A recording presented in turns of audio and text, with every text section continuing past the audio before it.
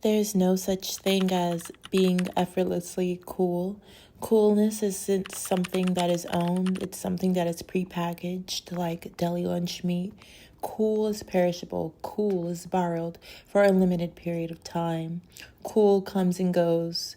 What's cool one day is now overly saturated and overdone. What's nerdy and embarrassing is now the new it girl trend. But I prefer to live a life where I disregard the notions of cool or uncool and just collect things that speak to me and that says something about me and my life.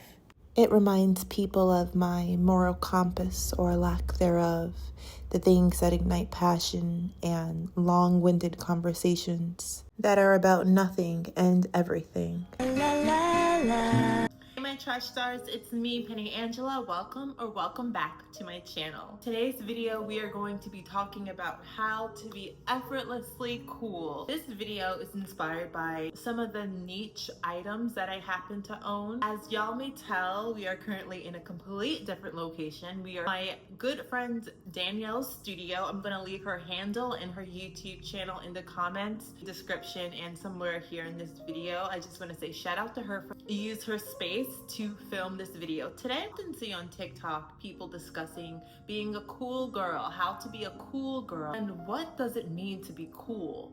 Do I have any cool things? I sure do. And in this video, I'm going to be showing you guys some niche items I have and some cool ways of being, thinking, and just living. So let's get into it. If you want to be cool, first you have to know what is cool. How does one become effortlessly cool? In Almost Famous, the character Lester Banks, played by the late Philip Seymour Hoffman, is quoted, "The only currency we have in this bankrupt world is what you share with someone else when you are uncool." Good looking people, they got no spine. Their art never lasts. And they get the girls, but we're smarter. Yeah, I can really see that now. Yeah, because great art is about guilt and longing and love disguised as sex and sex disguised as love. Hey, let's face it. You got a big head start. I'm glad you were home. I'm always home. I'm uncool. Me too.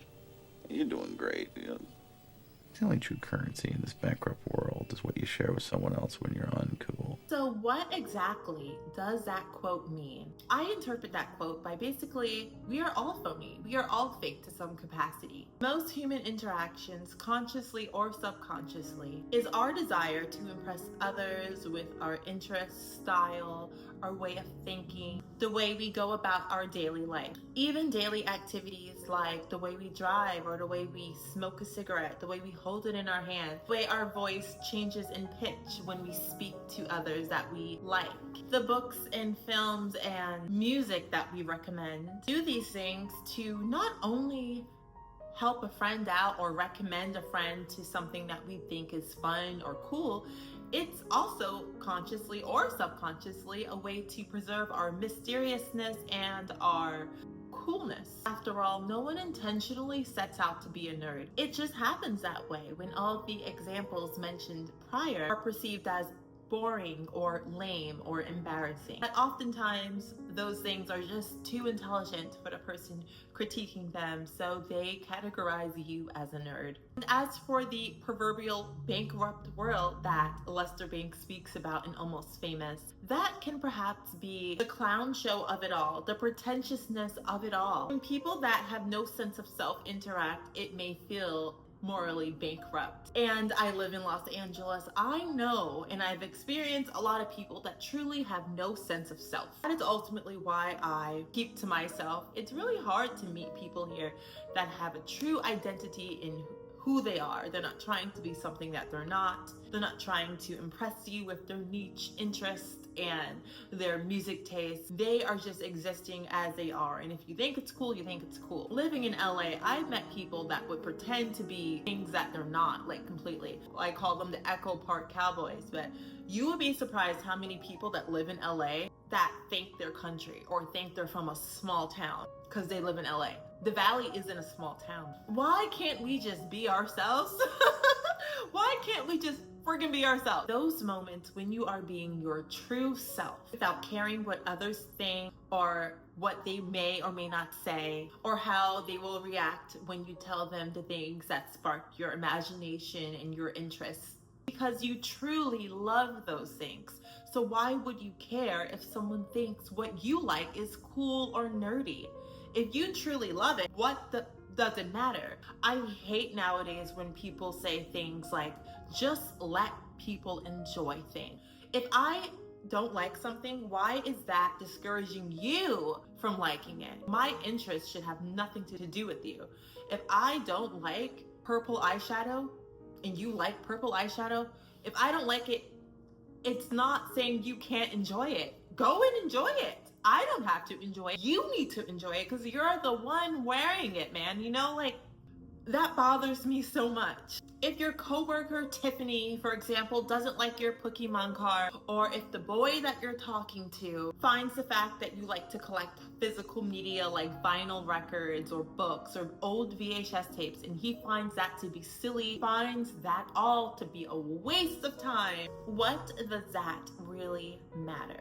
You're just simply expressing passion for something that invigorates you, and it ignites emotion in its rawest form. Being said, in this video, I'm going to share with you all of the things that I have that I consider to be cool. If you don't like these things, feel free to sound off in the comments.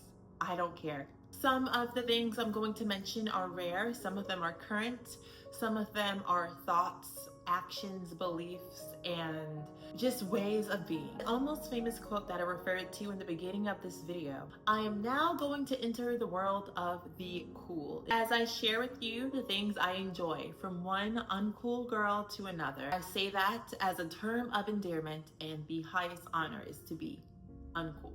So obviously I am not home, but I'm going to leave inserts of these things that I own in this video. The coolest thing you can have is physical media to me. Physical media, it's a dying art, it's a dying breed. Physical media warms up an environment. It turns a blank slate into a home. It fills your space with coziness, and it's such a personal statement when you see the physical media that someone decides to collect.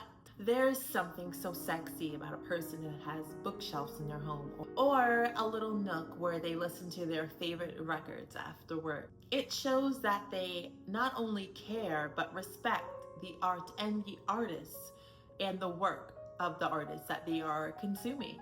My favorite film director, David Lynch, once said something, not by verbatim, but basically he said, you watched a movie on your smartphone, you may think you experienced the film, but you didn't experience the film if you're watching it on your phone. In this economy, I understand it may not be so cost effective to always go to the cinema every other day to watch a movie. For films that I really respect, or I know I'm going to like, or they just mean something to me, I will always make the effort to watch the film in the theater. I will not just wait for it to hit streaming services. I saw, obviously, Maxine in the theaters, Priscilla. Recently, I saw The Last Showgirl. I reviewed here on my channel. I think it's really important to, at least for certain films, go and watch it as it's meant to be intended, which is on that big movie theater screen, at least for the first time. With that being said, let me talk to you about some of my favorite films that I have physical copies of. We're going to start with the master, David Lynch. I have Mulholland Drive, Blue Velvet, and Lost Highway all on DVD. These are my favorite 3 David Lynch films. Lost Highway is severely underrated. If you watch my video paying respect to David after his passing, you'll know the effect his work has had on me, especially Mulholland Drive.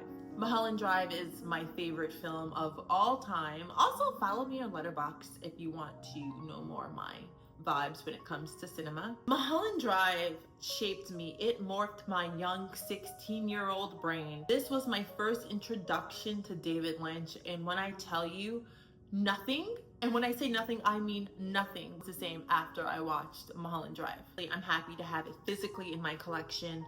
I know I can watch it on Criterion Channel. And usually when I do want to watch one of these movies, it's obviously easier to just put that on. I mean, at this point, I don't even know where my DVD player remote control is, but that doesn't matter. It's somewhere in my apartment, okay? So like, don't come for me. But it's still important to have physical copies because it may not always be in Criterion. You just don't know, okay? It's good to have the things that you love physically so you can touch and feel and experience them. I also love the little inserts that come with DVDs, like the little paper that has like the scenes. Like, remember that back in the day, you'll get a DVD and you can like read the scene so it tells you where to fast forward or rewind to.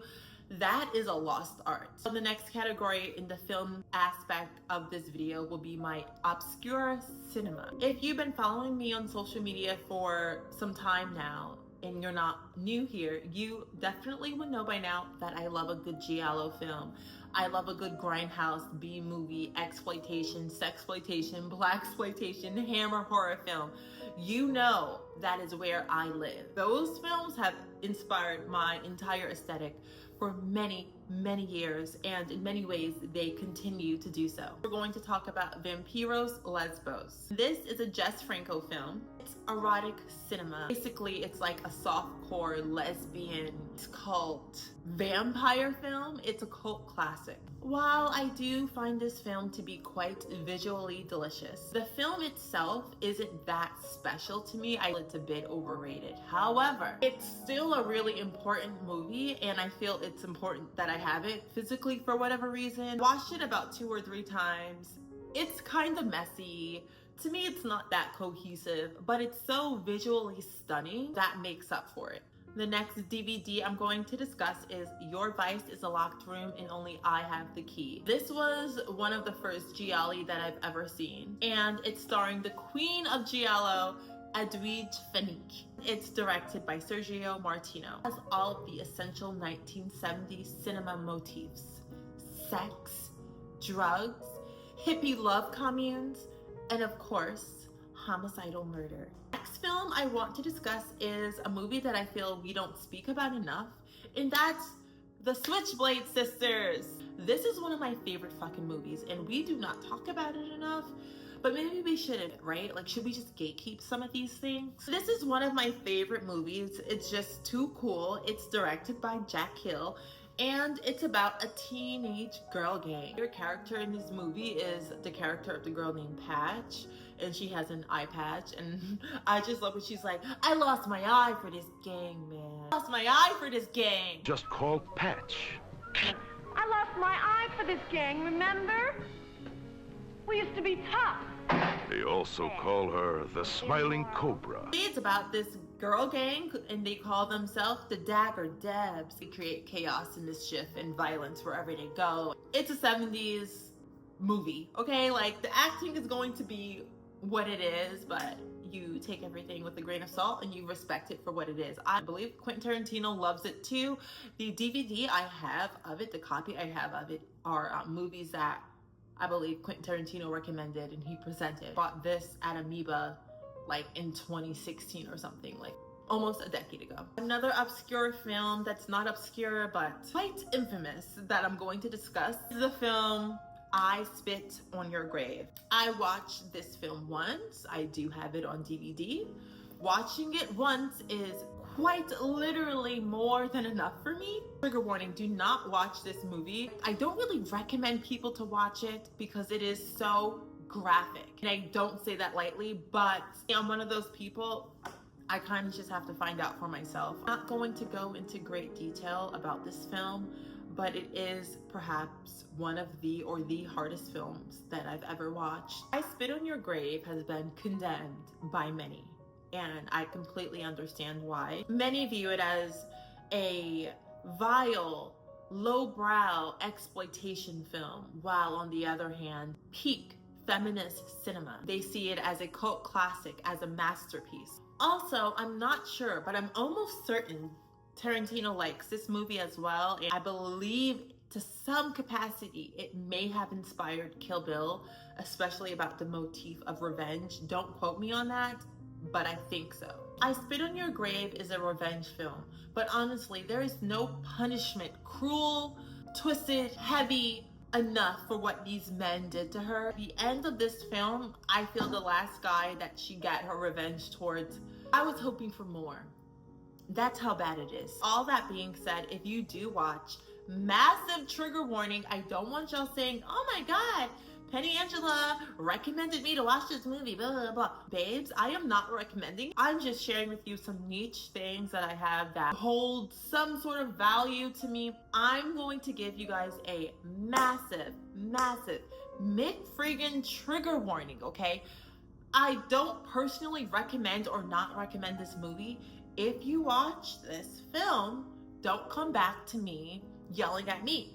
Trigger warning, okay, babes? There is a R-word scene, okay? And by R-word, I mean the word that rhymes with grapes, okay?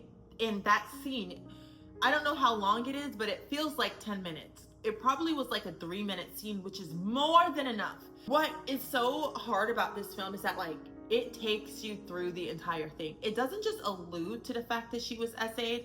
They show you it. They show the fear. Assaulted several times. It takes you through the entire assault. It's not just alluded to, or, you know, there's a scene where things go black. No, you see everything happen as if you are experiencing it. It is hard to watch as a woman. I don't think it's weird for women to watch this film because of the revenge aspect, but men that like this film, I am side-eyeing you. Please take caution before you watch I Spit on Your Grave. So the next category we are going to get into are books, literature, if you will. Obviously, we're going to discuss our girl Lana Del Rey, Violet Bent Backwards, Over the Grass. I have a signed copy. Barnes & Noble signing in 2021, 2022, or 2020, I forget. It was during the pandemic. And this is the same signing where she wore that iconic mesh mask. Love her down for that. This was just an overall fun day. Cool, because it's signed by Lana herself. Not many people have a signed Lana Del Rey book. The next book will be Naked Lunch by William S. Burroughs. This is a book I've owned for years, but I never get around to reading it. Why? I don't know. But what attracted me to this book was the fact that I was living in New York at the time, and I knew a lot of people struggling with addiction, the exact same addiction that he struggled with, the author of this book. At that time, I was so heavily inspired by the writers and poets of the Beat generation, and William S. Burroughs is one of the prominent figures along with Kerouac and Allen Ginsberg. Naked Lunch is considered one of the best works of Beat literature, and I need to stop holding off on reading it.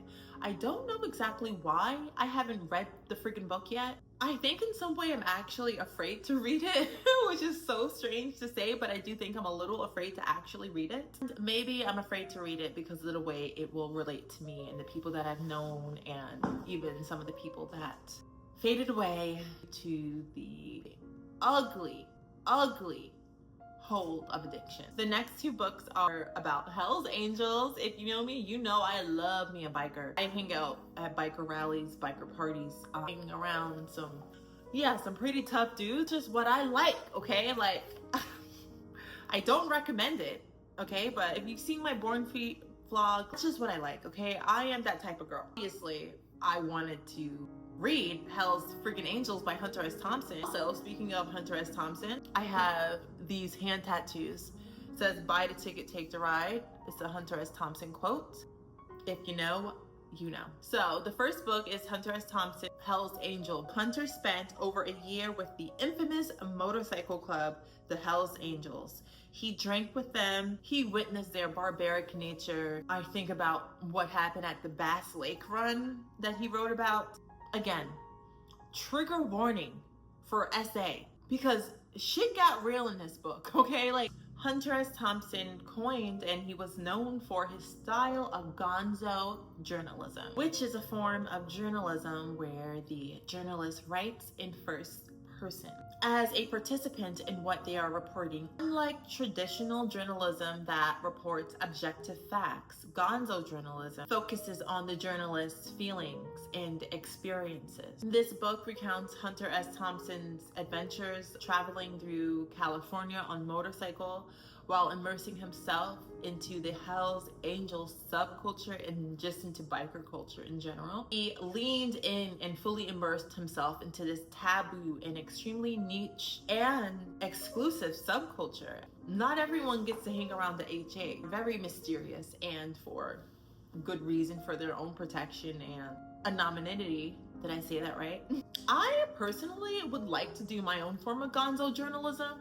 Perhaps I'll live, in Montana for a year, hang out at a ranch, and get my firsthand experiences with some ranchers. Something of that nature. I don't know. I really do like that aspect of journalism where it's more personal and it's like firsthand experience. Obviously not saying traditional journalism is bad. We obviously need factual based, unbiased reporting. But in terms of me as a writer, gonzo speaks to me. And then also Hells Angels, written by Sonny Barger, who is the founding member of the Hells Angels. This is just obviously historical. He is a legend within the biker community. It's a great read, and I definitely recommend it to anyone that's into motorcycle subculture. So next we are going to discuss vinyl. Vinyl, McFreaking vinyl. So the first vinyl I would like to discuss is Paris, Texas. It's the soundtrack to one of my favorite films, Paris, Texas, directed by Wim Wenders. This film has an immaculate soundtrack by Ry Cooder. Truly encompasses the desert Americana feel of the film and the atmosphere of that life. I've been to some of the actual locations where this film was shot. Who doesn't love Paris, Texas? Let's be honest. I don't mind listening. I do it all the time. What would be a vinyl discussion without talking about my queen, my mother, Lana Del Rey? Obviously, my signed Lana vinyl of Ocean Boulevard that I got signed by her in 2024. Was that last year? No, 2023. Yeah, that was in October of 2023. Got it signed and I met her, and then I saw her again at the Grammys, but that was 2024. I will never sell this. Never. Like, never will I sell that. It has my name on it. It means so much to me. I also have AKA on vinyl. I have Made Jailer Sirens on vinyl. I have unreleased bootlegs on vinyl. I have the Ultraviolence Urban Outfitters repress that is sealed. I also have the Urban Outfitters Norman F. and Rockwell pink vinyl that is apparently really hard to find now, so I'm really happy to have those. Next is honestly probably my most prized possession, and it's the Virgin Suicide's Record Store Day original pressing, original pressing pink splatter vinyl. Yeah, I got that. Get it on Discogs. Yes, there's a repressing of it, but it's not the pink splatter from Record Store Day. It's not the same. No, like this is when I become a little snobby. This is when I get a little, well, yes, pretentious, okay? No, I have the first pressing, okay, bitch. Let me calm down. But I searched so hard to find a good price of this record for the Record Store Day pink vinyl splatter one, and I got it, and it's unopened, it's unsealed. Obviously I was the first to open it, and it is such an amazing soundtrack. I mean, and it's one of my favorite movies, so why yes. Shout out Sofia Coppola. Speaking of Miss Coppola, obviously my Priscilla Baby Blue soundtrack is something that I really love and care for. I do feel like this is definitely really rare and niche now because I don't really see it for sale anywhere. I don't, it's not something you can just buy. I feel like they made their first pressings of it and then that's it. Love that for me. Also, hold on. Speaking of books, I forgot to say my Sofia Coppola Archives. That book, love it down. Love Miss Sofia Coppola. Big ass book, but I definitely recommend it to anyone that is forever a teenage girl at heart. Anyone that loves her films. Back to vinyl. I have a Nancy Sinatra signed vinyl that I'm really, really proud of. I have a signed copy of Nancy Sinatra's Keep Walking vinyl. She signed this for me at Amoeba. Unfortunately, you weren't allowed to have it personalized, so it just says Nancy Sinatra. She's so beautiful in person. And when I told her that she was beautiful, she was like, oh no, I don't look beautiful anymore, or something of that effect. Not verbatim. Or like, I was like, no, you're beautiful. Oh my gosh, that just breaks my heart in a way, because it's like, I know she probably misses the way she looked, her glamazon 60s icon, but she still is so freaking beautiful and amazing. The last two records I would like to discuss is Varushka. This is the soundtrack to 1971 documentary film Varushka, and it's by Ennio Morricone. I have the limited edition gatefold of this record. It's a double LP, pink and white vinyl, very cute, I love it. And the last record I want to discuss is Coven. Coven's Witchcraft. This is a rare vinyl. Coven is a rare band. It was rare that I got to witness Coven live, that I was able to witness Jinx Dawson in her alive glory and flesh. That is quite a rare occurrence. Very rare. And I love the photos in this record. It's a great record. It's a great record. I'm not Little Miss Occultist anymore. I am a child of God, honey. But I still respect this record, and this band is really, really monumental. They are important figures in the doom heavy metal scene. They pretty much started this. Jinx Dawson started this, and I know her and Ozzy and Black Sabbath had their whole little thing about it, but I'm almost certain she did it, so rock on Jinx Dawson. Next thing I would like to discuss is some art. Now, I don't have many art in terms of like paintings and stuff on my wall because I just don't, and if you know me, you know I'm in this place with my apartment where it's just pissing me off, so I'm not really investing in it anymore. But I do have this like velvet felt poster of the Love Witch that I bought in 2020. I never hanged it. I'm going to insert what I can of it here. It's really neat. I don't know anyone else that has it, truly. Obviously other people own it because it was for sale, but it never was reprinted or anything of that nature, so just wanted to put that in here as well. And the last thing, the most rare, coolest of the cool thing that I have in my possession. Do you want to know what that is? We have to, as always, save the best for last. It's my mind. As Lana Del Rey once said in the song Carmen, her mind is like a diamond. Well, she was speaking about me as well. My thoughts and expressions are all of my own. My thoughts are faulty at times. They are wrong. They are introspective and observant. They are always thinking ahead, thinking behind. My mind often sees things that an untrained eye may not see, or they may see it and not see it as beautiful as I see it. I can go out by myself. I am at peace with my seclusive nature and my wide eyes that is filled with imagination and curiosity. I admire and think it's really cool that I'm always asking questions. I'm always talking to myself and thinking out loud or even internally. I am the coolest and most entertaining person I know, and I think we all should feel that way about ourselves. You should think you are the coolest person. If you don't find yourself the coolest person to hang out with, then you need to do some healing.